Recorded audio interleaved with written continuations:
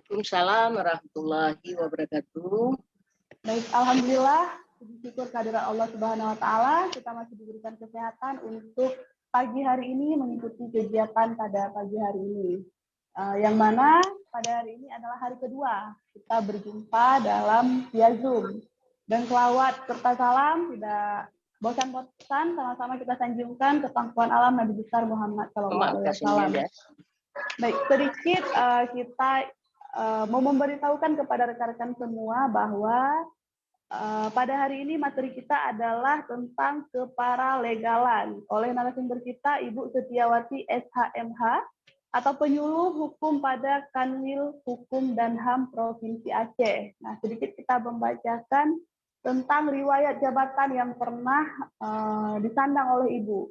Jadi, pada 2003 sampai 2005, Bu Setiawati sempat menjabat sebagai Kepala Seksi Informasi Kantor Wilayah Departemen Hukum dan HAM. Kemudian pada 2005 sampai 2015 sebagai Kepala Subbidang Penyuluhan Hukum dan Bantuan Hukum Kantor Wilayah Kementerian Hukum dan HAM. Kemudian pada 2015-2017 pernah menjabat sebagai Kepala Subbidang Fasilitas Pembentukan Produk Hukum Daerah. Dan pada 2018 hingga dengan sekarang pernah menjabat, jabatannya adalah sebagai fungsional penyuluh hukum ahli media. Dan riwayat pendidikan Ibu Setiawati, narasumber kita pada hari ini, S1 di Fakultas Hukum Universitas Syah Kuala pada tahun 1992 dan S2-nya Magister Program Studi Ilmu Hukum Pasca Sarjana pada Universitas Syah Kuala juga. Baik. Jadi kita persilahkan untuk Ibu Setiawati memaparkan materinya pada hari ini. Silakan Ibu. Dan terima kasih. Baik. Terima kasih banyak Ibu Yulia. Ya. Baik. Sedikit Bu. Kembali kedua kali saya diundang untuk membantu. Iya. Ya, jadi untuk teman-teman nantinya apabila kurang paham dengan satu statement atau apa yang telah dipaparkan oleh Ibu Setiawati, kita buka sesi tanya jawab nanti Bu. Ya, baik. Silakan Bu. Terima kasih atas waktu yang diberikan kepada saya. Ya, terima kasih juga untuk kedua kali saya bisa membantu. Berbagi pengalaman dengan ibu-ibu dan khususnya paralegal seprovinsi Aceh. Bismillahirrahmanirrahim. Assalamualaikum warahmatullahi wabarakatuh. Yang terhormat Bapak Pimpinan Yara, Bapak Saparudin, dan para pengurus semuanya, teman-teman, khususnya Pak Mujakir, Bu Julia, dan teman-teman yang lainnya, saya tidak menyebutkan satu persatu. Ya, pada hari ini saya bilang kayak gitu, belum dibalas sama dia. Pada hari ini saya diberi kesempatan kedua kali untuk memaparkan barangkali tentang keparalegalan. Ya, sebelum kita memulai menguraikan apa itu paralegal, saya barangkali bisa menyampaikan sedikit dasar hukum terbentuknya paralegal. Ya. Yang pertama di pasal 9 dan pasal 10 Undang-Undang Nomor 16 Tahun 2011 tentang bantuan hukum.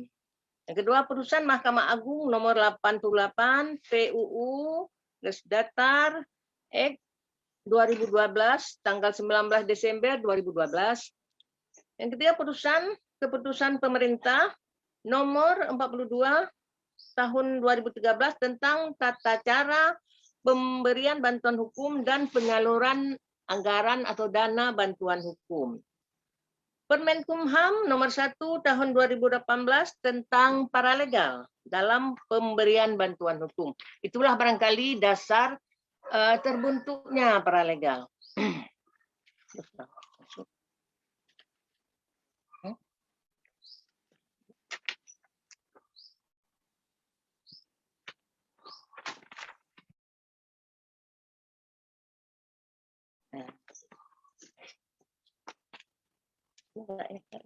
Next, lanjut. Di sini paralegal bisa diartikan bahwa sebagai seseorang tetapi mengerti masalah hukum, sangat paham tentang masalah hukum. Akan tetapi dia bukan advokat, ya.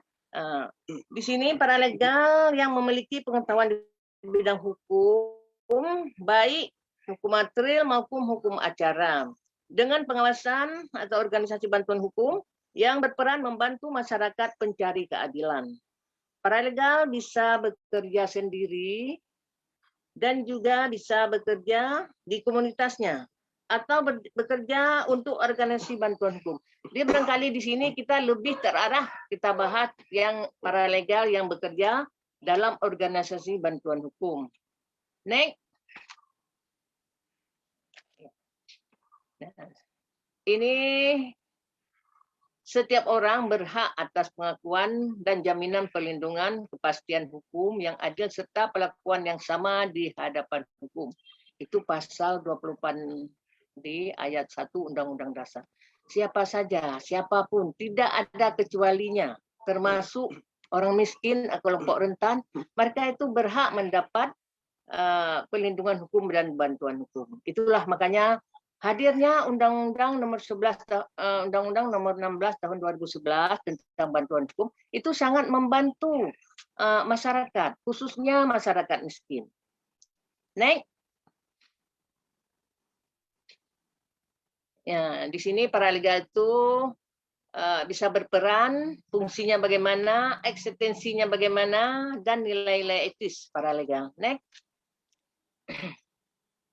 Eksistensi paralegal di dalam Undang-Undang nomor 16 tahun 2011 ditegaskan bahwa pemberian bantuan hukum dapat melakukan terhadap advokat, paralegal, dosen, dan mahasiswa fakultas hukum. Melalui undang-undang ini, paralegal telah memperoleh legitimasi hukum, sehingga eksistensinya harus diakui oleh aparatur penegak hukum dan institusi terkait lainnya. Ya, di sini jelas dengan Undang-Undang nomor 16, ya, peran paralegal itu sangat sudah ditentukan oleh hukum bahwa dia sangat berperan untuk membantu advokat. Di sini sudah dilegalkan, ya, sudah disahkan. Jadi tidak canggung lagi, ya. Apa peran dia? Apa fungsi dia? Ya, sudah berfungsi semuanya. Ya, silakan, Nat. Ya. Ini paralegal, fungsi arti paralegal sebagai seorang yang bukan advokat. Seperti saya bilang tadi, saya nyatakan bahwa paralegal itu bukan advokat, ya. Akan tetapi dia memiliki pengetahuan, ya, di bidang hukum, tahu sangat pintar, ya, tentang hukumnya, baik hukum material, hukum acara, dan dengan penguasaan atau dengan penguasaan di bawah organisasi bantuan hukum, ya, yang berperan membantu masyarakat pencari keadilan. Paralegal bisa bekerja sendiri di komunitasnya atau bekerja untuk organisasi bantuan hukum. Seperti yang kita laksanakan pada hari ini. Ini khususnya merekrut paralegal untuk membantu organisasi bantuan hukum. Ya,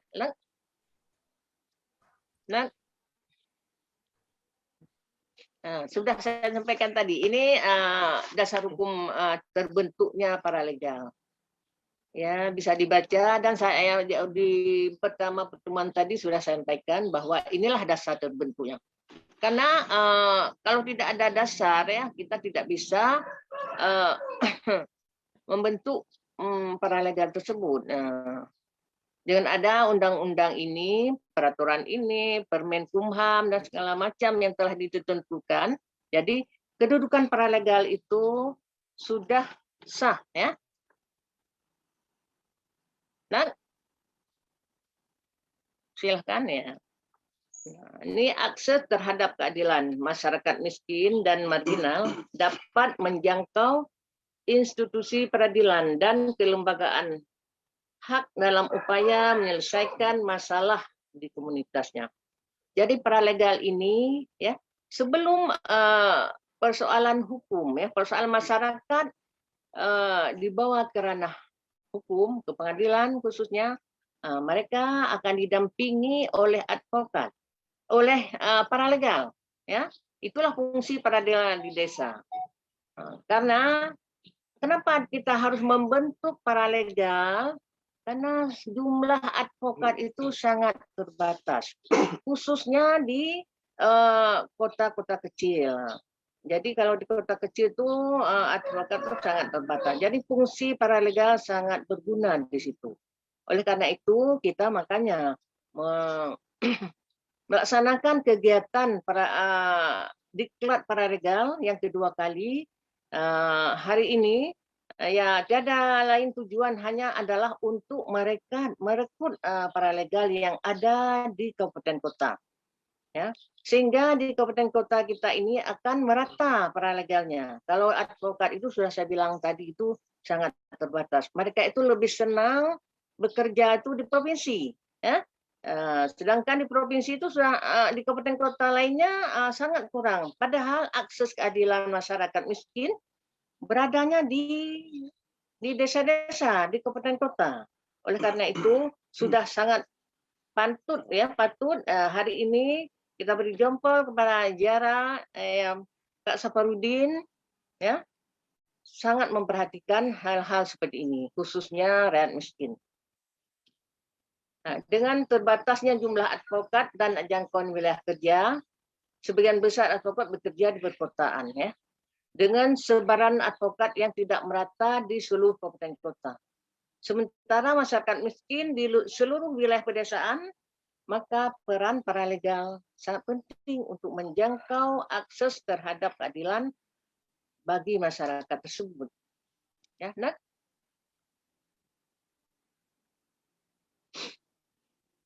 Secara umum, istilah paralegal ditemukan berdasarkan kesamaan istilah. Dalam dunia kedokteran, kita sering mendengar bahwa adanya paramedik. Akan tetapi mereka itu bukan dokter, tapi sangat paham dengan tugas-tugas medik. Ya, begitu juga dengan paralegal kita. Ya? Maka itu bukan advokat, bukan pengacara, akan tetapi tugas sebagian besar tugas pengacara itu mereka sangat paham.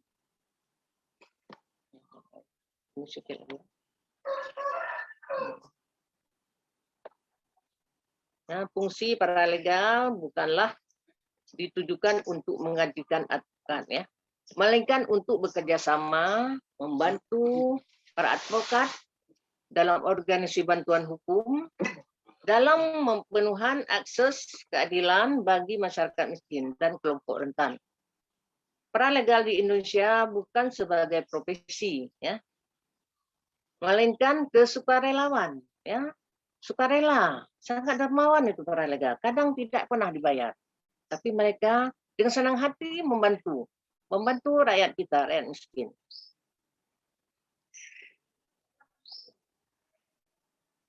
Secara umum, paralegal dapat berperan untuk memfasilitasi pembentukan organisasi rakyat, misalkan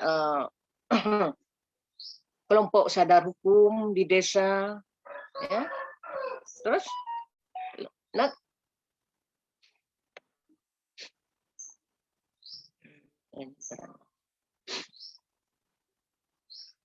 ini peran paralegal, ya, sangat berfungsi, ya, sangat dibutuhkan. Ya, yang pertama memfasilitasikan pembentukan organisasi rakyat.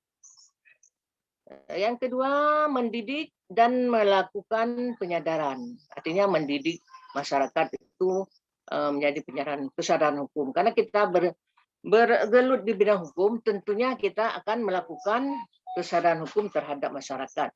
Boleh juga kita melakukan fungsi sosial, itu tidak ada batasnya. Akan tetapi di sini kita lebih mendominasikan kepada tentang hukum. Berarti pembentukan kampung-kampung sadar hukum yang ada di desa itu sangat dibutuhkan peran paralegal. Yang ketiga, melakukan analisis sosial persoalan yang dihadapi masyarakat. Apa persoalan masyarakat yang sedang dihadapi oleh masyarakat tersebut?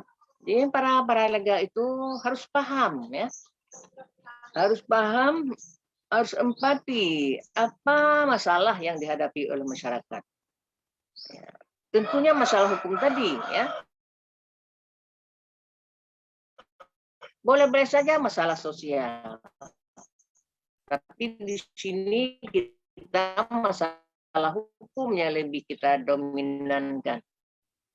Yang keempat, membimbing melakukan mediasi, rekonsiliasi bila terdapat anggota masyarakat. Misalkan kita melakukan mediasi jika ada dua anggota masyarakat itu berselisih. Jangan sampai persoalan-persoalan hukum yang ada di dalam masyarakat, persoalan kecil, dibawa ke ranah hukum yang formal, misalkan sampai ke tingkat pengadilan. Ya. Kita sebagaimana ketahui bahwa kalau sudah ada putusan pengadilan, tentunya itu dia harus yang satu pihak dinyatakan menang, yang satu pihak lagi dinyatakan bersalah.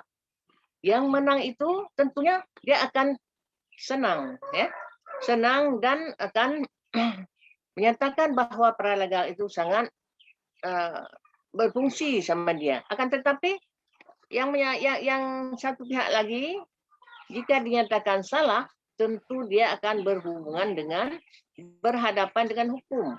Tentu akan dia dijebloskan ke dalam rumah tahanan, ke dalam lembaga pemasyarakatan. Sementara kita ketahui ya, khususnya di Kementerian Hukum dan HAM, pemasyarakat kita ini adalah banyaknya overkapasitas. Semua rata-rata pemasyarakatan, rumah tahanan, lembaga pemasyarakatan, pada umumnya itu overkapasitas sekarang, ya. Jadi jangan ditambahkan lagi oleh persoalan-persoalan yang kecil. Hal ini fungsi paralegal untuk memediasi, ya, memediasi supaya kita selesaikan secara adat, selesaikan di tingkat desa, ya. Upayakan perangkat desa, terutama Pak Ksi, untuk menjadi hakim di peradilan desa. Selesaikan, setelah itu didamaikan. Jadi tidak ada permusuhan. Dan juga overkapasitas dapat diminimalisir. Ya. Yang keempat ya. 5 ya. 5, memberikan bantuan hukum, litigasi dan non litigasi. Itulah peran OPH kita, bahan advokat yang dibantu oleh paralegal, ya. Nah, kalau memang harus didampingi oleh penasihat hukum, ya silahkan saja dihubungi penasihat hukum kita, ya. Itu kita upayakan juga seminimal mungkin di tingkat di OBH saja, coba diselesaikan, ya, diselesaikan secara baik-baik juga. Saya kira kalau kita masukkan, ya, sampaikan secara baik-baik, ya, masyarakat tentu dia akan mendengarnya. Masukkan dulu, ke orang kita nih, orang di daerah, ya, masukkan dulu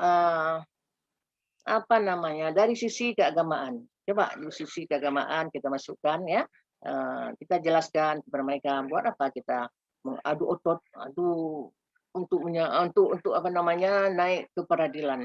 Nah, tidak ada yang menang dan tidak ada yang salah, yang kalah. Nah, jadi coba diupayakan juga di OBH juga coba diupayakan untuk didamaikan. Yang keenam, ada jaringan kerja antara OBH, paralegal, dan instansi terkaitnya itu harus ada jaringan kerja, ya, supaya kita ini jangan bekerja sendiri. Kita harus bekerja sama dalam untuk mengentaskan kriminalitas yang ada di daerah kita. Ya. Tapi kalau kita bekerja sendiri, ya, saya pikir memang tidak akan berhasil. Tapi kalau kita bersama-sama, sama-sama bekerja sama, insya Allah, ya, apa saja yang kita inginkan, apa saja yang kita programkan, ya, pasti akan berhasil. Ya. Kerjasama, koordinasi itu sangat penting. Ya. Inilah tidak saja di instansi pemerintah, ya, seperti di Kementerian Hukum dan HAM, ya. Itu di antara masyarakat itu harus ada kerjasama yang baik. Yang ketujuh, mendorong masyarakat untuk mengajukan tuntutan-tuntutannya. Ya, maksudnya masyarakatnya ingin menuntut apa kepada pemerintah atau kepada apa saja, instansi apa saja. Ya kita bukan kita mendorong dalam artian negatif, provokasi dan segala macam, tidak. Ya cuman kita mendorong masyarakat itu untuk mengajukan tuntutan terhadap hak-haknya yang dilanggar barangkali, yang teraniaya masyarakat. Nah, itu yang perlu. Jangan pernah ada para untuk memprovokasi masyarakat untuk yang bukan haknya, ya. Jangan terjadi hal-hal yang seperti itu. Terus yang ke-8, melakukan proses dokumentasi termasuk mencatat segala kronologis peristiwa penting yang terjadi di komunitas. Itu tugas para legal, mendokumentasi dulu apa yang terjadi, mencatat secara sistematis kegiatan peristiwa-peristiwa yang penting. Saya kira itu sudah paham ya. Adik-adik para legal itu sangat cerdas ya, apalagi dari kalangan mahasiswa fakultas hukum, itu tidak perlu disampaikan lagi, sudah paham mereka. Yang ke-9, membuat surat-surat. Ya, surat-surat itu penting karena itu sebagai alat bukti. Yang ke-10, membantu pengacara di lembaga bantuan hukum dengan melakukan penyelidikan awal. Itu tugas para lega, selidiki, sidik, pergi intai ke masyarakat kalau ada kasus. Baru sampaikan nanti kepada advokat.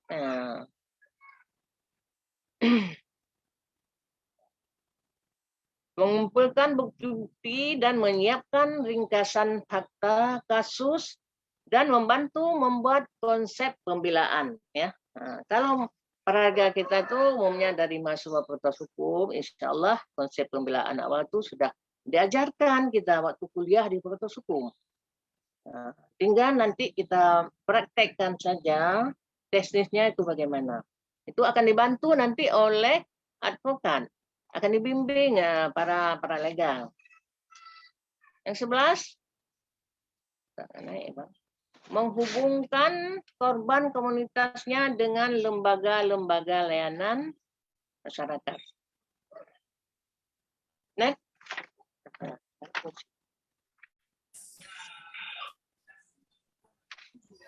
Sekarang tadi sudah ada peran para legal itu sangat penting ya di komunitasnya, di OBH kita ya.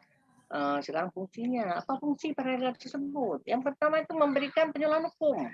Membantu saya ini sekarang ini penyuluh adik-adik sekalian ya. Kalau dulu sudah sampaikan sama Ibu Yulia tadi, tugas saya sebagai struktural, tapi lebih banyak membantu mengisi di bidang penyuluhan hukum dan bantuan hukum.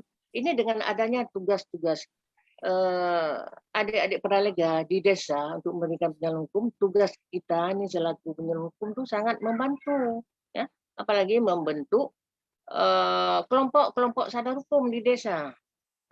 Supaya ini sedikit saya ceritakan tadi bahwa untuk membentuk kampung-kampung sadar hukum di desa tersebut sudah ada kelompok-kelompok sadar hukum. Sekurang-kurangnya paling kurang tuh 3 kelompok sadar hukum baru bisa diangkat menjadi desa sadar hukum, desa binaan. Itu yang pertama ya. Ini saya sarankan ya, tolong adik-adik para legal kalau nanti sudah diangkat menjadi para legal, itu yang utama, memberi penyuluhan hukum, penerangan, ya konsultasi hukum kepada masyarakat. Ya, karena di tingkat desa kan nggak mungkin turun ibu sampai ke desa karena kita masalahnya sekarang penyuluhan itu mandiri, ya, tidak melalui struktural lagi. Jadi yang kedua itu memberikan konsultasi hukum seperti yang saya bilang tadi. Kalau ada masyarakat datang menanyakan, membawa persoalan-persoalan hukum yang dihadapi itu, silakan memberi penjelasan. Ya, dia memang kewajiban kita untuk menerangkan kepada masyarakat persoalan hukum yang sedang dihadapi. Ya. Ketiga itu investigasi perkara. Kita investigasi dulu perkaranya, ya. Kita datang. Apa perkara ini? Ini masuk perkara perdata atau pidana. Jadi kita investigasi. Yang keempat, melakukan penelitian hukum. Itu tugas mahasiswa, sudah pasti itu bisa dia. Karena kita kan selaku mahasiswa itu pasti membuat skripsi, ya. Membuat skripsi, kita melakukan penelitian, sama juga melakukan penelitian hukum yang ada di fungsi peradilan ini, paralegal ini. Yang kelima, melakukan mediasi. Yang saya bilang tadi itu, fungsi paralegal itu sangat menentukan. Melakukan mediasi. Ya. Kita selesaikan secara adat, kalau istilah-istilah sekarang. Selesaikan secara adat. Jangan pernah dibawa ke ranah hukum, kecuali itu dalam kasus-kasus pidana yang besar. Kasus-kasus besar. Yang nggak mungkin kita selesaikan. Tapi kalau soal persoalan kecil, ya kalian atau apa saja yang terjadi desa itu selesaikan secara adat. Ajak untuk berkompromi. Bagaimana ini? Karena kalau kita selesaikan di peradilan, sudah pasti saya bilang tadi itu satu musuh dan satu kawan. Kawan karena dia menang, musuh karena dia tidak dimenangkan. Padahal memang dia yang salah. Jadi seperti itu. Sudah otomatis ya. Kita ini aparatur penegak hukum harus bisa memilah-milah supaya kita itu jangan dimusuhi oleh masyarakat. Itu sudah pasti satu menang satu kalah. Jadi coba upayakan melakukan mediasi untuk selesaikan secara adat, ya, secara kekeluargaan, secara keagamaan. Jadi maka itu puas dengan kita juga merasa puas, tidak ada yang diberikan. Hal-hal kecil, kenapa kita harus bawa ke ranah hukum? Maafkan saja, rekonsiliasi. Ya, itu tugas paralegal. Memang berat, ya. Nggak berat-berat kali juga, cuma penting ikhlas, ya. Karena tugas-tugas beginilah yang penting kita ikhlas saja. Ibadah, semua pekerjaan itu ibadah. Kalau pandai kita mengambil hati masyarakat, ya, masyarakat itu akan sangat percaya dengan kita. Ini masalah hukum di Indonesia ini belum ya. Memang kita ingin mendapatkan supremasi hukum. Hukum itu menjadi panglima di negeri ini. Saya kira belum sampai ke panglima hukum ini. Sampai apa ya? Sampai kodim pun barangkali belum sampai, ya, apalagi sampai ke panglima. Jadi tugas kita inilah mulai dari dasar ini. Mulailah kesadaran hukum dimulai dari diri sendiri dulu. Kemudian baru keluarga kita, baru komunitas. Jadi kita sendiri dulu. Kalau untuk jadi paralegal, jadi penyuluh, jadi advokat, jadi aparatur penegak hukum lainnya, itu kita dulu mencerminkan kepada masyarakat bahwa hukum itu benar-benar seperti yang kita sampaikan, seperti yang seperti yang diundangkan. Jangan malah seperti istilah kasih uang habis perkara. Itu jangan ada lagi. Itu peranan di masyarakat memang sudah nggak bisa kita merubah lagi. Makanya kita ini sebagai aparatur penegak hukum, mulai dari paralegal sampai penegak hukum tertinggi itu kita harus bisa mencerminkan diri kita. Ya, sebelum kita nyampaikan ke masyarakat, informasikan ke masyarakat, larang masyarakat, kita himbau masyarakat untuk sadar hukum. Kita sendiri dulu sudah sadar apa belum? Keluarga kita dulu atau institusi kita dulu, ya. Baru nanti masyarakat, karena masyarakat itu dia mencontohnya itu suka dia menilai, ya, menilai kepada pimpinan. Jadi kalau memang kita sudah baik, sudah bisa jadi contoh teladan, ya, seperti Rasulullah, ya, kita tidak sampai ke situ barangkali, ya, contoh seperti itu. Begitulah kita pada penegak hukum ini. Ya tidak sampai itu, sekurang-kurangnya itu adalah ya seperti contoh Rasulullah itu. Yang keenam ya, melakukan negosiasi negosiasi kemana istilahnya, kita ngomong sini, ajak sini, itulah negosiasi. Ini lebih sedikit ke sini, ini lebih sedikit ini. Bagaimana kita upayakan, ya? Karena peran kita paralegal, ya pokoknya pandai-pandailah kita, ya, mengajak masyarakat, menego dia, jangan sampai dia menilai aparatur penegak hukum itu ya seperti yang saya bilang tadi. Yang ketujuh, pemberdayaan masyarakat. Masyarakat itu diberdayakan. Jangan dipedaya. Ya, sudah bodoh masyarakat, sudah miskin, kita berdaya lagi. Berdayakanlah masyarakat kita supaya masyarakat kita pintar, supaya masyarakat itu cerdas hukum. Kalau sudah cerdas itu tidak capek-capek lagi kita. Mereka sudah paham apa yang mereka lakukan, sudah paham sekali. Ya, tugas kita lah ini memang berat sekali. Nggak. Memang sudah penyuluhan hukum ini, menyadarkan hukum ini sudah dari sejak zaman dulu, sejak Indonesia merdeka itu sudah kita buat penyuluhan, sudah ada penyuluhan program penyuluhan hukum. Tapi sehingga sekarang, coba adik-adik bayangkan, coba adik-adik lihat, adakah sadar hukum mereka, masyarakat? Ada? Tidak kan? Memang seperti itu. Bagaimana air mengalir ya, tugas kita tuh menyadarkan mereka. Tugas sadarkan terus. Soal mereka tidak sadar itu urusan mereka. Yang penting tugas kita. Lama-lama mereka akan sadar. Ya. Yang kedelapan, pendampingan di luar pengadilan. Itulah yang peran peradilan tadi, paralegal tadi. Dibuat pendampingan. Yang ketiga, yang kesembilan, perancangan dokumen hukum. Itu harus dibuat perancangan dokumentasi hukum. Nah, ini nilai-nilai etis paralegal. Tentunya setiap apa itu kita harus punya nilai-nilai etis ya. Nilai etis artinya apa namanya moral ya, moral, etika, attitude itu harus punya. Saya kira itu tidak perlu saya jelaskan lagi. Semua kita tuh harus ada. Apalagi paralegal kita tuh banyak dari adik-adik mahasiswa fakultas hukum.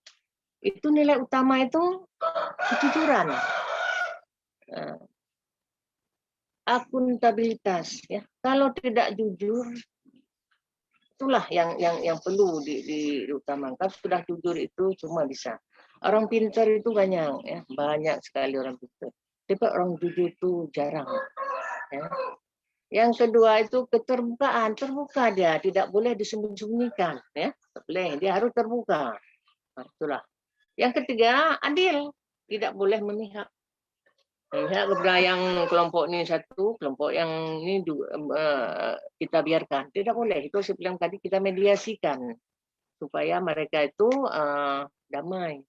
Jangan mihak sini. Kalau mihak yang kelompok ini pasti kita menangkan yang ini sudah kalah. Jadi jadinya mereka yang kalah itu jadi tidak senang dengan kita. Yang ketiga itu, yang keempat itu bertanggung jawab. Setiap program apa yang kita lakukan atau apa yang kita bela, apa yang kita dampingi ya, kita harus bertanggung jawab. Selesaikanlah sampai titik akhir maksud saya. Selesaikanlah sampai sebatas kemampuan kita. Jangan istilahnya celek-celek. Yang penting aku bela, yang penting sudah ku dampingi, yang penting sudah apa istilah untuk bisa merembes saja perkara, untuk bisa rembes anggaran-anggaran. Tidak boleh begitu. Kita harus punya empati, ya, hati nurani. Yang kita hadapi itu masyarakat miskin, bukan mereka-mereka orang kaya bisa membayar kita. Dia tidak bisa. Negara yang membayar mereka. Untuk bisa merembes anggaran itu, itulah kita bantu mereka. Jadi bantulah setulus hati ya. Ini khusus saya himbau itu Pak kepada para advokat kita. Paralegal membantu ya, membantu advokat supaya bisa cepat selesainya kasus-kasus. Itu independensi, tidak boleh dia di istilahnya ditekan ya, ditekan pihak sana, pihak sini. Tidak boleh. Dia harus berdiri sendiri. Tidak boleh dengar apa namanya bisik-bisik sini. Seperti yang kita ketahui ya. Saya tidak menyampaikan, tapi memang ada ya di setiap ada kasus-kasus, ada yang meniup, tolong di sini, tolong ini dimenangkan, tolong itu pasti ada saya pikir. Tapi kalau sekarang ya sangat tertutup. Tidak boleh. Tapi itu saya yakin ya, saya ada itu. Tapi kita untuk paralegal itu jangan seperti itu. Ya kita harus berdiri tegak, nggak ada goyang. Tidak bisa diintervensi oleh siapapun. Ya.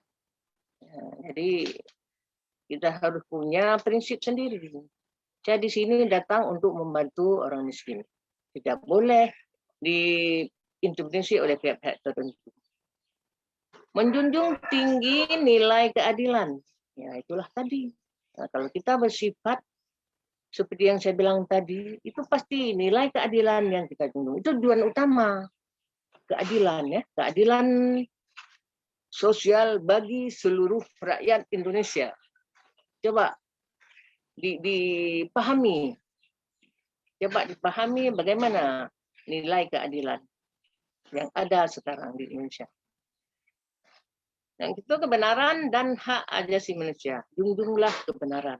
Itu dalam agama Islam, memang kebenaran. Dalam agama apapun, saya pikir kebenaran itu sangat diutamakan. Kejujuran tadi, kebenaran. Dan hak asasi manusia. Hak orang jangan dikasih kepada orang lain. Hak si Polan jangan dikasih kepada orang lain. Kalau hak mereka lah hak dia, menurut keadilan. Ya. Hak asasi. Karena kita Kementerian Hukum dan hak asasi manusia. Jadi itu dulu yang harus kita utamakan. Keadilan dan hak asasi manusia. Dan memang hak keadilan itu yang hakiki tidak ada. Tidak bisa kita penuhi di dunia ini. Yang ada sama Allah Ta'ala keadilannya. Tapi kita menyerupai ke situ. Jangan menyimpang. Ya. Agak dekat-dekat kepada keadilan. Itu insya Allah akan berhasil dengan baik. Terus memiliki rasa percaya diri dan keberanian untuk menegakkan keadilan dengan berbagai risiko. Saya pikir siapa takut? Nggak takut. Kalau kita hanya berpedoman kepada Allah. Berpedomanlah kepada Allah. Peganglah pada yang benar. Dan memiliki percaya diri. Jangan takut. Aku tak mampu. Aku nanti begini, aku begini. Jangan. Yang penting pede aja dulu. Ya. Berani menegakkan keadilan dengan berbagai risiko. Insya Allah risiko itu akan minim. Kalau kita punya prinsip seperti yang saya sampaikan. Nah,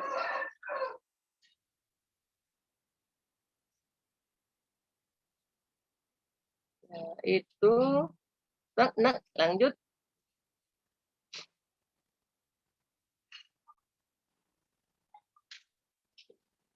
Ya. Saya kira apa yang saya sampaikan tadi itu sudah merupakan hal-hal yang sangat penting yang dimiliki oleh seorang paregal. Ya. Terus, nah,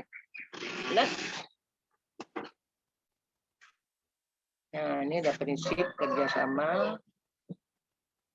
Yang pertama independen, tidak boleh diintervensi. Saya bilang tadi kerja sendiri.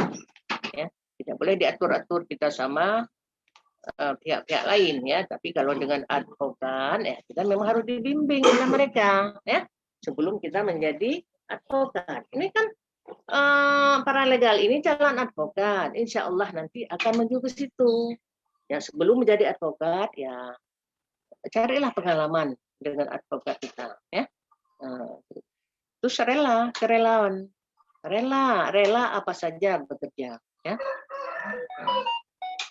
Terus yang kita non diskriminasi, tidak boleh mendiskriminasikan pihak-pihak tertentu. Jadi harus kita Jadi untuk menuju hal yang seperti itu kita harus sering melakukan mediasi. Ya, yang keempat, bekerja berdasarkan aturan.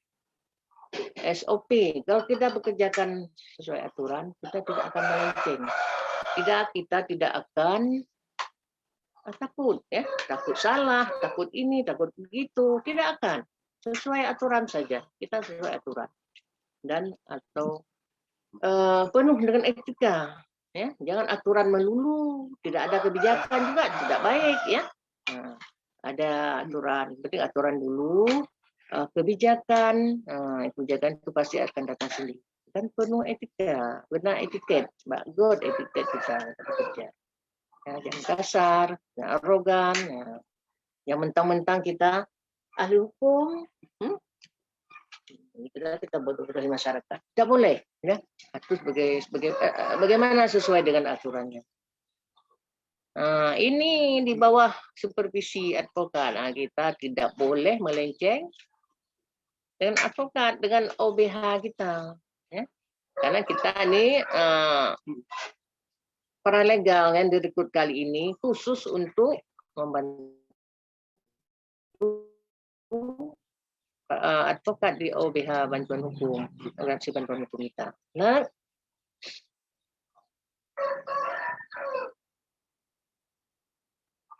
nggak nampak nih,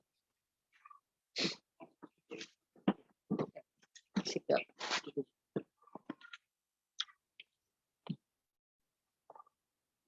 Ini nampak gambar kan? Ya. Ini sikap paralegal yang harus dimiliki, yaitu rendah hati. Rendah hati artinya tidak boleh sombong. Siapapun, bukan paralegal aja. OBH juga, pengacara juga, ya, advokat juga, penyuluh hukum juga, pejabat juga, apa saja, ya, tidak boleh sombong. Kita harus rendah hati. Apapun profesi kita, walaupun kita orang hebat sekalipun, kalau kita rendah hati, insya Allah akan menjadi lebih baik lagi. Itu mau mendengar. Yang kedua mau mendengar, ya, jangan kemauan kita sendiri yang kita kedepankan. Kita harus mendengar juga empati dari masyarakat, ya, dari siapapun juga. Lawan kita bicara, lawan kita siapa yang akan sedang kita perjuangkan haknya, harus kita dengar pendapat dia.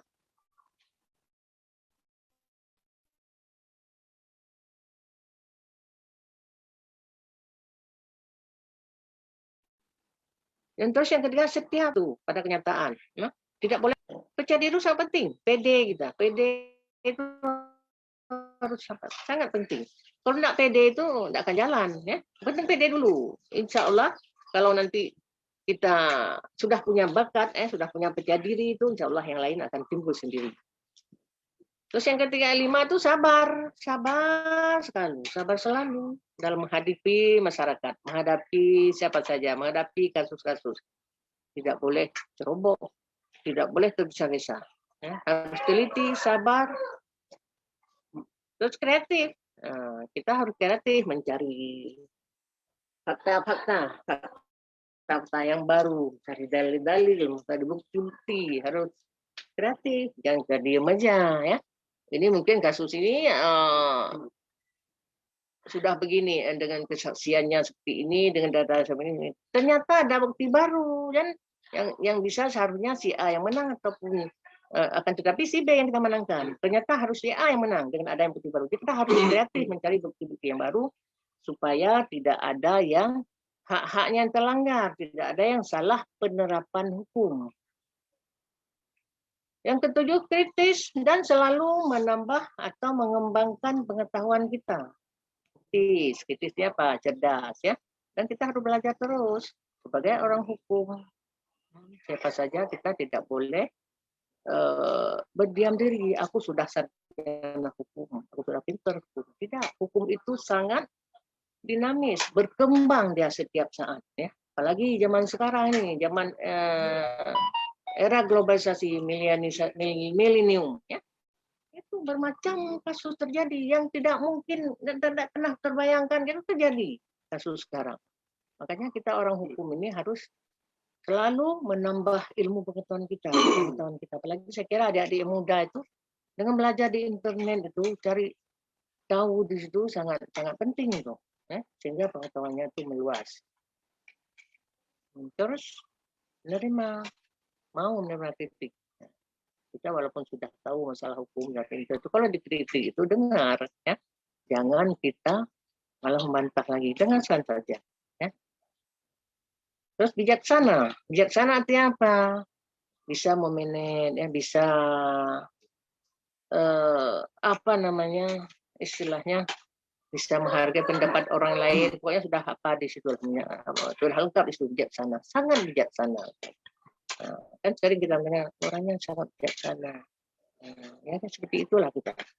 Jangan arogan, jangan arogansi, jangan menang sendiri, jangan mentang-mentang sarjana hukum kita merasa lebih pintar dari yang lain, ya, dari masyarakat. Ya tentunya kita yang lebih pintar karena kita yang akan membimbing masyarakat. Tapi apa salahnya kita dengar pendapat dia?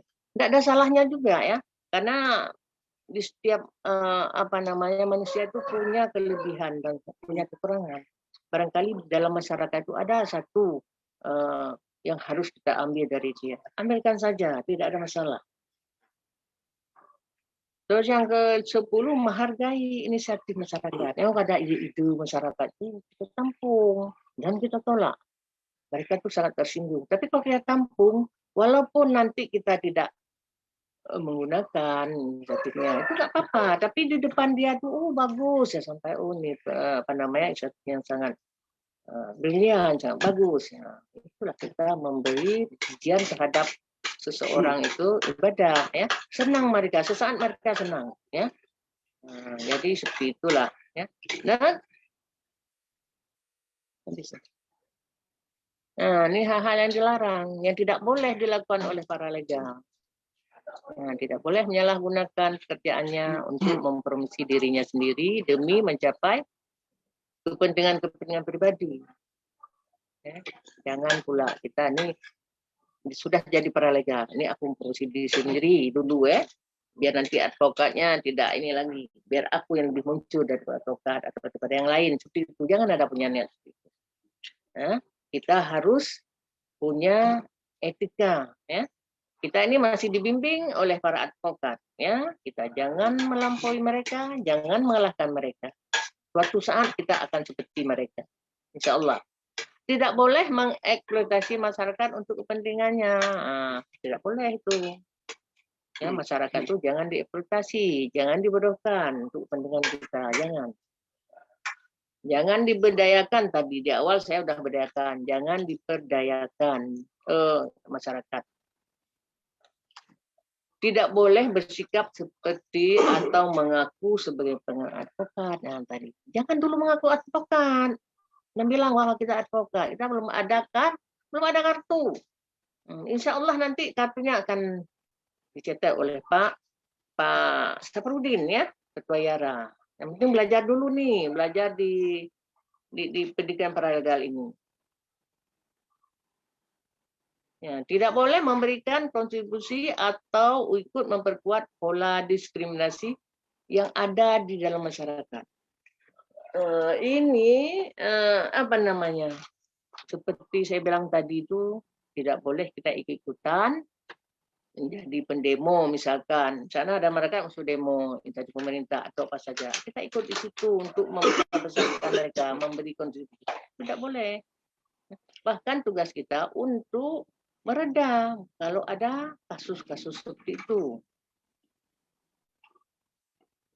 Tidak boleh berkontribusi terhadap pelanggaran HAM. Ada masyarakat yang dianiaya di suatu desa tersebut. Nah, kita ikut-ikutan juga memberi kontribusi terhadap tersebut. Tidak boleh, ya.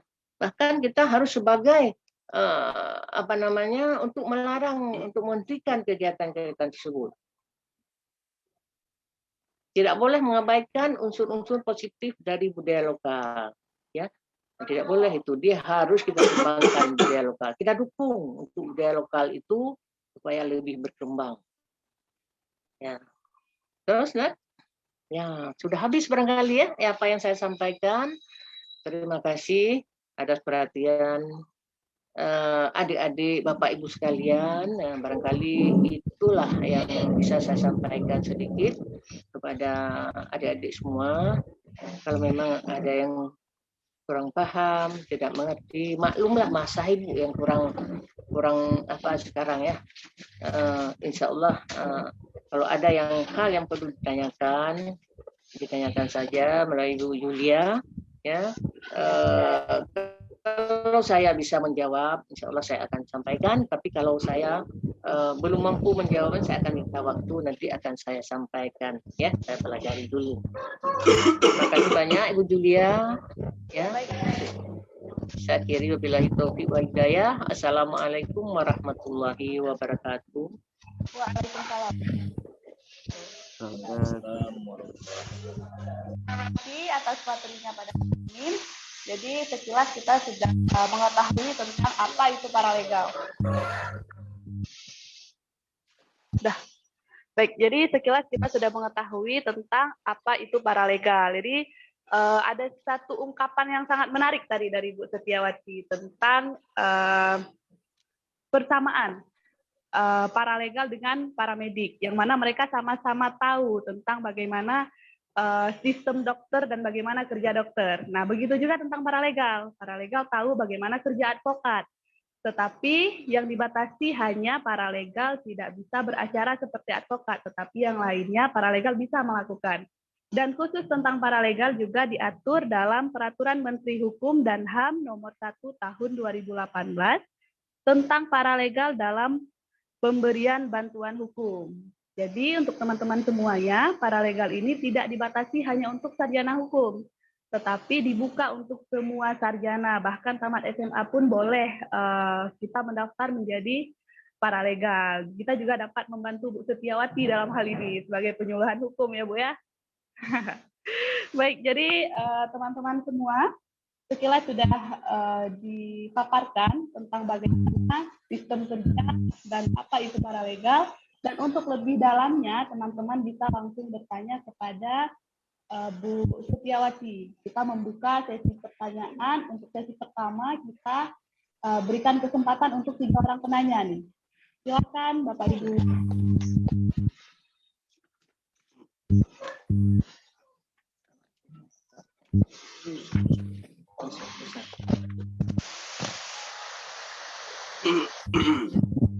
Silakan ingin bertanya. Kita masih punya banyak waktu nih.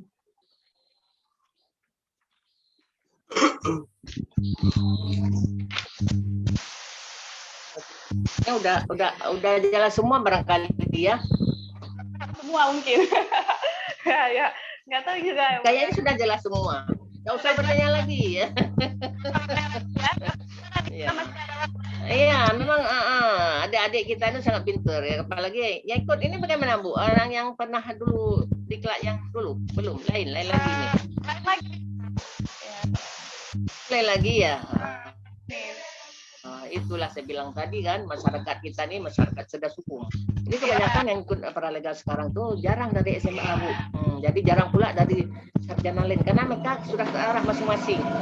Sudah ada jalurnya masing-masing. Ini masalah paralegal, masalah hukum. Tentunya sarjana hukum yang lebih berminat. Sarjana lain barangkali sosial. Nah, insya Allah ada gitu barangkali ya. Jadi saya kira sudah paham. Kalau memang tidak paham silahkan aja berbincang-bincang dengan Ibu. Tidak usah terlalu mendetail ditanya. Ya teknisnya itu sama para OBH, ya, sama para advokat. Ya, saya barangkali memberi fasilitas-fasilitas saja. Karena kita kan bagaimanapun juga saya kan di Kemenkumham pernah mengurus bantuan hukum struktural itu selama 15 tahun. Dan sebelum saya menjabat itu memang saya mengurus penyelenggaraan hukum juga, Bu. Baca tadi. Silakan adik-adik kalau tidak. Silakan itu dari Salman Al-Farisi. Salman Mulyadi, boleh. Silakan ditanya dari Aceh Singkil. Oh, boleh. Silakan Salman. Jauh-jauh dari Aceh Singkil. Silakan Pak. Mungkin untuk bekal teman-teman semuanya beracara non litigasi di kampung masing-masing.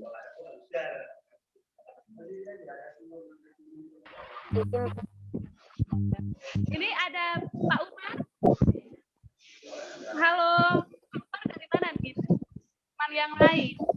Untuk teman-teman semuanya, jangan lupa cantumkan nama juga asal dari mana maksud saya. Jadi ini kita nggak Rayu Laisa dari boleh Bang sendiri nama pilih. Pak Umar ada pertanyaan? Oh Melati ya. Silakan. Terima kasih. Assalamualaikum warahmatullahi wabarakatuh. Waalaikumsalam warahmatullahi wabarakatuh. Atas kesempatannya, salam kenal Bu. Saya Melati Sari Mesarah, perwakilan dari Kabupaten Pidik. Di sini saya ingin bertanya Bu, karena mungkin saya merasa bingung masih salah satu dari prinsip paralegal itu sendiri. Salah satunya yaitu di bawah seperti. Jadi di sini Bu, ketika menjadi seorang paralegal, ketika mendampingi, melakukan mediasi, negosiasi, dan lain sebagainya, itu didampingi oleh advokat juga, atau kita yang turun sendiri? Di dikontrol sama advokatnya atau memang kita yang terjun secara pribadi orang paralegal ini tanpa adanya advokat di samping kita atau bagaimana itu Bu? Itu Ya, baik. Prinsipnya seperti yang saya bilang tadi bahwa kita kan masih ini mendampingi mereka masyarakat. Ya. Itu tidak perlu didampingi oleh advokat. Ini boleh kita secara pribadi mendampingi, memberikan pengarahan, mediasi segala macam terhadap masyarakat. Boleh kita sendiri. Akan tetapi nanti kita akan berkomunikasi dengan para advokat. Nanti kalau sudah sampai ke pengadilan itu para advokat yang akan mendampingi. Kita mulai istilahnya mendampingi secara awal. Nanti toh pada akhirnya ke advokat kita harus mengarahkan. Karena kita secara paralegal ini tidak boleh mendampingi dulu. Harus di bawah pengawasan advokat, dibimbing. Boleh jalan sendiri dulu. Nanti kita akan sampaikan, saya sudah sampai ini loh, saya bimbing di masyarakat ini, bagaimana nih Pak Advokat. Itu sudah tahu advokatnya. Yang penting adik paralegal ini lakukan tugas dulu. Lakukan tugas dulu dengan baik. Tidak perlu sekisi tanya Pak Advokat, jalankan aja dulu. Terakhir nanti sudah mendok, baru nanti sampaikan. Dan sudah pakai kalau memang sampai ke pengadilan, kita tidak boleh itu harus advokat yang akan membimbing dan mendampinginya. Tapi boleh juga paralegal ikut sama-sama mendampingi sampai di pengadilan supaya kita pembelajaran bagaimana jalannya sidang itu. Tapi itu lebih yang tadi para paralegal ini sama fungsinya seperti advokat, tapi belum boleh melakukan pendampingan sampai ke tingkat pengadilan. Ya, saya kira itu juga belajar aja dulu, ya, dampingi saja, dibimbing saja masyarakat. Nanti kalau memang sudah sudah mendok, ya pasti mendok lah, karena kita nggak sampai kewenangan kita sampai ke pengadilan, itu baru dengan advokat. Saya kira itu aja, Dek Maisarah, ya. Laksanakan tugas dulu apa yang kita harus bisa lakukan. Baik, terima kasih. Ya, saya kira itu Dek Maisarah. Sari Maisarah. Ya, Bu. Dari rekan-rekan lain. Boleh, Bu? Baik. Bu? Boleh Pak Ahmad. Oke. Apa Adik Maisarah sudah selesai, sudah clear? Sekarang Pak Ahmad ya. Ya, giliran Pak Ahmad ya. Assalamualaikum warahmatullahi taala wabarakatuh. Waalaikumsalam warahmatullahi taala wabarakatuh. Salam sejahtera bagi kita semua yang telah diberikan umur panjang, sehat badan dan sehat pikiran, sehingga kita bisa berjumpa bertatap muka di pagi yang berbahagia ini. Yang ingin saya tanyakan gini, Bu. Ini kan kalau misalnya kita sudah jadi paralegal, Bu, ya, otomatis kita harus bisa memediasi, negosiasi, dan sebagainya. Yang ingin tanyakan kepada Ibu gini, Bu. Hal-hal apa saja, misalnya, hal-hal kecil, misalnya terkait di desa, misalnya gitu, Bu.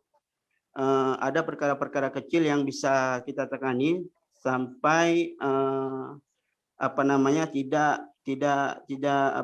yang bisa kita selesaikan di desa sehingga tidak sampai ke jalur pengadilan, Bu, gitu.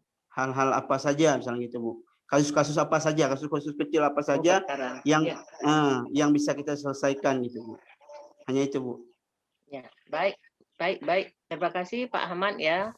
Ini kita pernah mendengar ya. Kanun nomor 9. Kanun Aceh.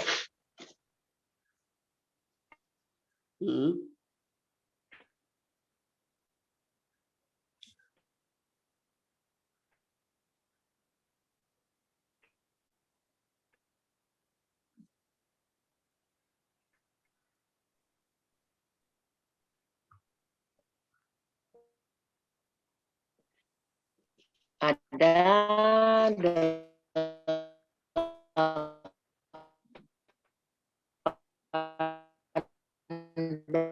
berkas perkara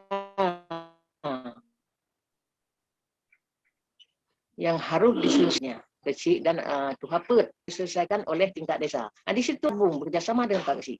Ya.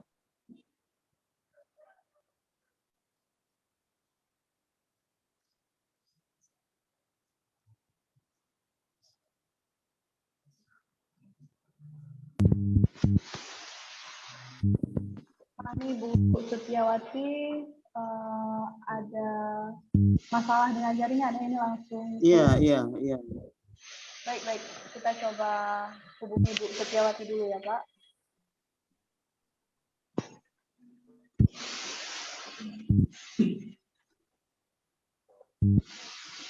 Tapi saya pikir cari di kanun itu ada 18 perkara. Pokoknya perkara yang terjadi di desa. Jadi saya sarankan untuk membuka kanun itu, Pak. Saya hari ini pun saya tidak bawa kanun itu. Kalau enggak memang ada dalam makalah saya itu dalam perkara perkalian yang kecil tidak mengeluarkan, maksudnya tidak terjadi sampai pendarahan gitu. Ya. Nah, ini dalam rumah tangga yang kecil, tahap kecil, ada sengketa antara keluarga yang berkaitan dengan paraid. Selesaikan paraid itu bagi harta, itu Pak ya. Ada perselisihan antara warga, perselisihan kecil, musuh, kalwat, yang kecil-kecilan lah, jadi penangkapan di desa itu. Jangan dibawa ke ranah polisi. Terus perselisihan tentang hak milik, milik tanah milik, hak milik lah di desa, ya kan, batas tanah apa saja. Terus pencurian dalam keluarga, pencurian ringan, perselisihan harta seharkat, harta suami istri misalkan terjadi perceraian ya kan, mau mencerai itu perselisihan harta seharkat itu selesaikan aja dengan polisi, selesaikan. Terus pencurian ringan, pencurian ternak terjadi di kampung, curi ayam, kambing ya biasanya, selesaikan terus. Persengketaan di laut, nah itu kan kalau udah pinggiran itu kan ada sengketa di laut itu selesaikan oleh polisi. Terus persengketaan di pasar, itu harkat, istilahnya harkat harian pekan, ya, yang bagian dalam pekan dalam pasar itu kan ada itu geng, istilah geng pasar lah kalau kita ini unti-unti pajak di pasar, nah, itu selesaikan juga oleh kita, oleh Pak Kecil gitu. Dibantu oleh advokat, oleh paralegal. Penganiayaan ringan, berkelahi ringan itu. Terus pembakaran hutan, kalau kita ke desa kita itu kan ada bakar hutan itu barangkali itu selesaikan dan dilapor ke dinas kehutanan, kita selesaikan. Fitnah, hasut, pencemaran nama baik, pencemaran lingkungan, pengancaman, ya, perselisihan lain yang melanggar adat istiadat itu saya kira yang kecil-kecil. Jadi itu semua ada 18 perkara, Pak. Jadi Bapak buka ya kanun nomor 9 tahun 2008. Itu ada semua. Itu sudah wajib kecil itu menyelesaikan. Ya, jadi tidak ada istilah dia ajukan ini kasus ini selesaikan, itulah tidak bisa. Itu memang kewajiban dia. Dan kalau memang kita ajukan kepada pihak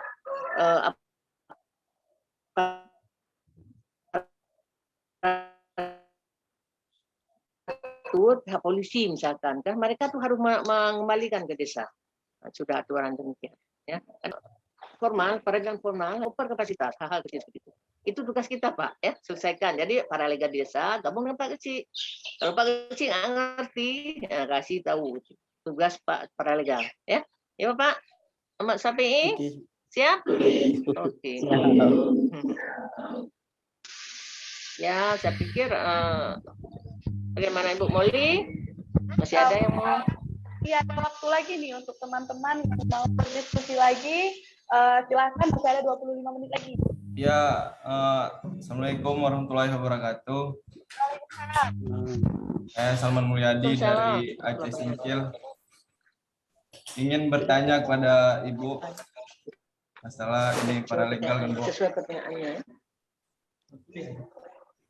Jadi bagaimana masyarakat itu tahu bahwa eksistensi paralegal itu ada? Karena kan selama ini itu masyarakat tidak tahu bahwa adanya paralegal. Jadi yang masyarakat tahu kan hanya ada keberadaan advokasi kan.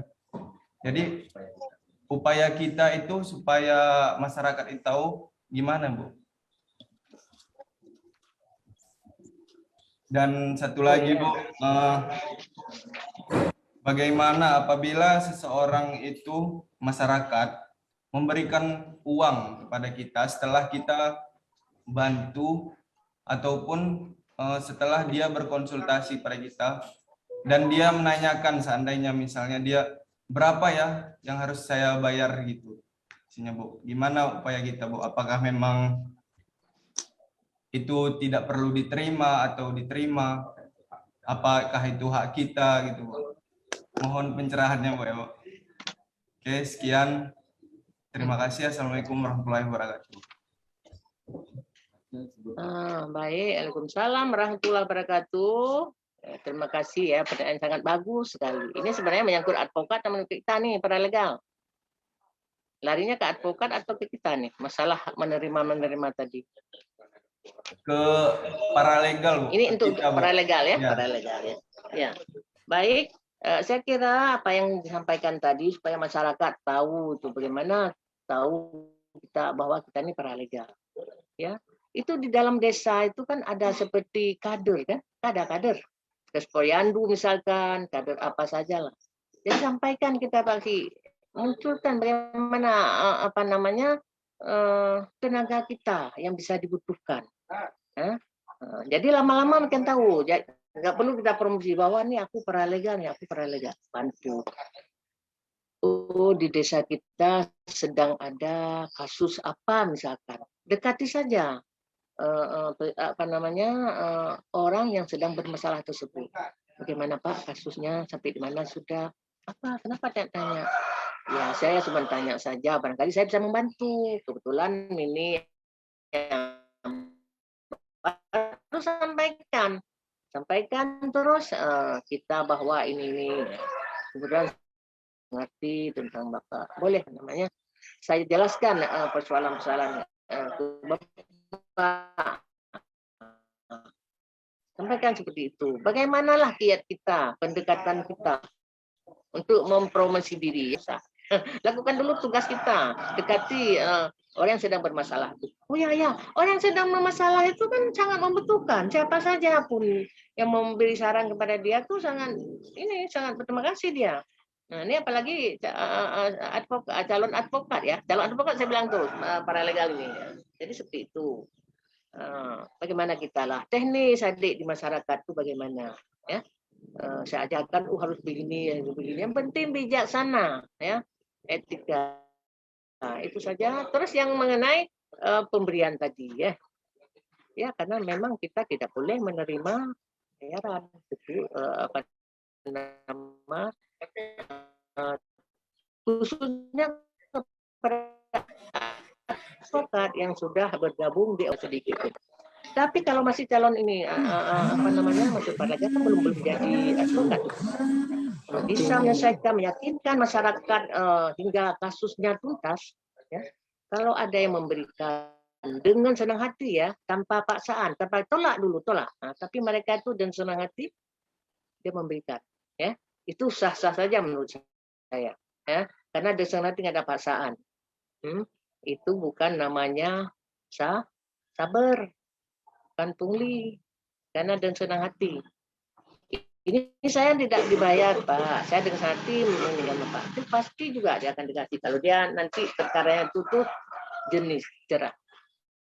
Ya, saya kira itu pandi-pandi kita juga. Ya, siapa sih yang nggak bertuang? Semua kita bertuang. Apalagi adik-adik belum ada pencarian. Begitu dikasih dengan mereka itu. Tapi jangan kita membeli perkara supaya dikeluarkan duit. Bilang semoga ini kasus ibu ini begini, kasus ini begini. Kalau nggak diselesaikan nanti terjadi seperti ini. Jangan bohong pada masyarakat. Itu kan sebenarnya. Kalau mereka tuh kasusnya atau perkaranya tuh selesai, ya di tingkat desa, insya Allah tidak dikasih dalam bentuk materi, dikasih dalam bentuk yang lain. Saya kira untuk ke depan Anda itu akan dipromosikan. Perkara saya diselesaikan sama adik Polan nih, nggak sampai di pengadilan. Sehingga apa yang kami miliki itu rata-rata kita bisa menerimanya. Dua pihak itu bisa menerimanya. Ya, apa senang kita orang senang apa kita nak puas? Puas kan?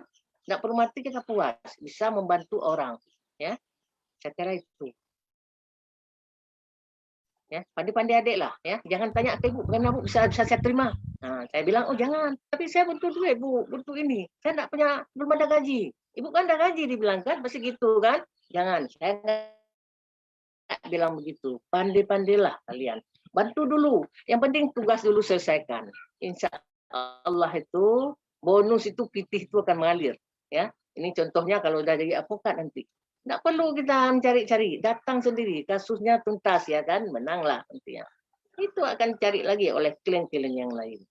Ya, dia berpikir sih dulu. Cuma mana tahu disalam, nak kamu udah bantu saya, ini saya kasih amplop sedikit ya.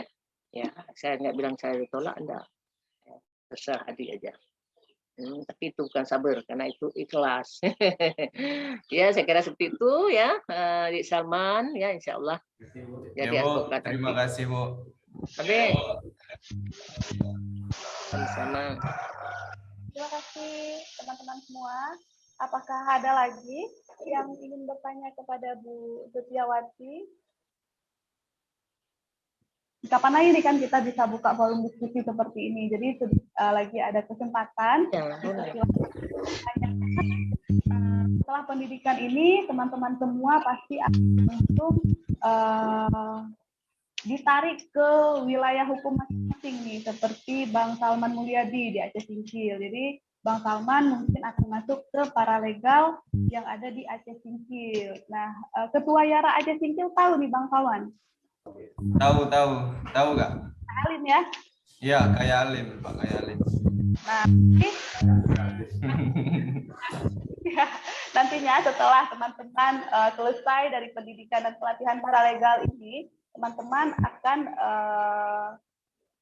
sementara bernaung di sana, akan menghubungi kepala perwakilan yang ada di domisili hukum teman-teman semuanya. Jadi karena selagi ada narasumber kita yang ingin memberikan berbagi tentang ilmu bagaimana kita sebagai paralegal bisa beracara di masyarakat di wilayah kita, beracara non litigasi, silahkan kita perkenankan untuk teman-teman semuanya untuk bertanya kepada narasumber kita.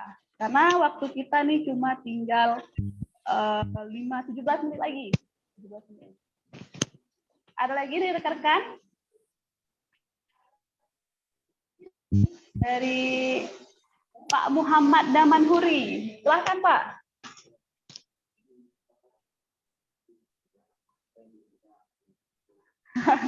Kalau juga ya. Nanti kalau misalnya kurang paham,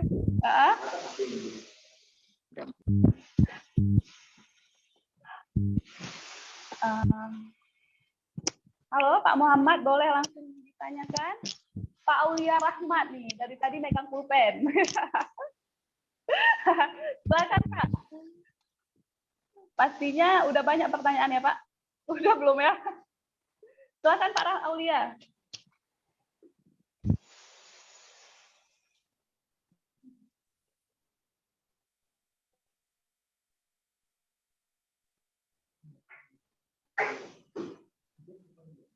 Terima kasih telah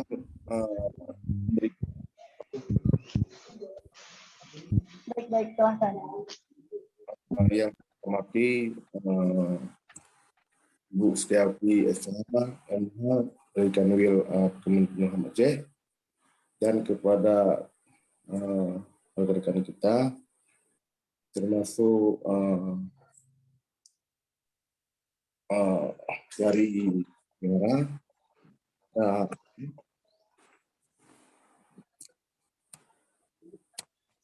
Kak Yulia. Sebenarnya banyak yang perlu saya tanyakan tentang persoalan masalah hukum yang terjadi di baik di kampung. Selaku saya kepala desa, ingin menanyakan ada beberapa hal tentang hukum, karena masyarakat ataupun saya kurang memahami hukum, terlalu awam sekali ya hukum, tentang ilmu hukum ataupun hukum, walaupun saya pernah kuliah juga, tapi dalam bidang lain, bukan ilmu hukum ya. Yang perlu saya tanyakan,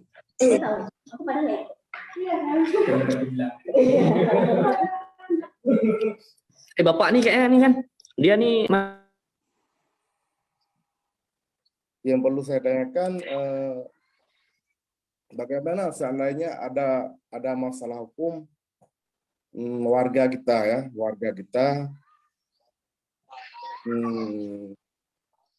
seandainya sampai ke pengadilan, siapa yang mendampingi, ya, siapa yang mendampingi, apa paralegal ini ataupun ada perwakilan dari TEN? Itu aja, terima kasih.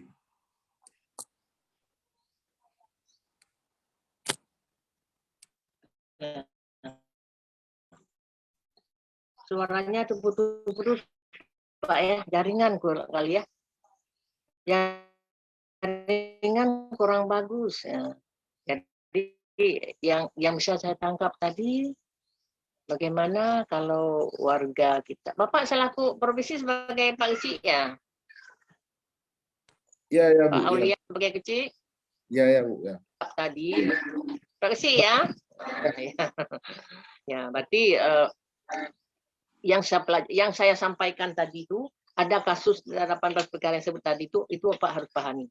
Ya, bukan pahami ya, mau selesaikan. Kalau ada yang mengajukan ya untuk diselesaikan itu tidak boleh ditolak Pak. Selesaikan secara adat. Dan bagaimana tadi saya menangkap juga bahwa bagaimana kalau ada warga kita yang sampai ke pengadilan, berarti tentunya bukan kasus-kasus yang 18 perkara itu bisa saja ya. Kalau memang tidak bisa didamaikan ya di tingkat peradilan itu didamaikan juga, tingkat di kepolisian juga didamaikan. Semuanya upaya damai dulu. Tidak ada langsung diajukan gugatan ya, didamaikan semua. Apalagi di tingkat desa, memang tugas Bapak untuk menyampaikan. Jangan pula sampai ke pengadilan. Toh terjadi juga ke pengadilan. Itu sudah ajukan ke OBH itu. Jangan lupa Bapak memberikan, kalau memang benar-benar warga Bapak itu orang miskin, berikanlah surat keterangan miskin. Itu salah satu syarat untuk bisa mengakses keadilan ya melalui OBH kita. Itu tidak dibayar. Itu OBH kita, Organisasi Bantuan Hukum itu yang ada 21 kota sekarang itu yang sudah terakreditasi. Itu bisa mengakses. Di sini kalau di PD itu Pak tahu kan bagaimana OBH kita? OBH di PD itu ada itu bisa mendekati Bapak saya, jadi bisa bekerjasama dengan mereka. Apalagi Bapak kalau calon advokat nih, kalau udah paralegal, merangkap Pak Gesi plus gitu kan, tugasnya sangat luar biasa. Jadi begitu, kalau misalnya nanti sampai ke pengadilan, mereka itu tidak ada mendampingi, tidak sanggup membayar pengacara itu mahal dibayar Pak. Kalau sudah apa itu, kalau sudah memang profesional, ya. Tapi kalau OBH kita itu ada bisa menyediakan anggaran gratis, ya. Silakan Bapak keluarkan surat keterangan miskin tidak mampu. Jadi suruh ajukan langsung ke lupa saya. Penting ada. Pak, cuman tugas Bapak kenapa? Kasusnya bagaimana kira-kira? Halo, Pak Ulia. Ya, Bu. Ini jaringan kurang jelas, Bu ya. Saya kira itu Pak ya yang bisa saya sampaikan. Ya. Terima kasih.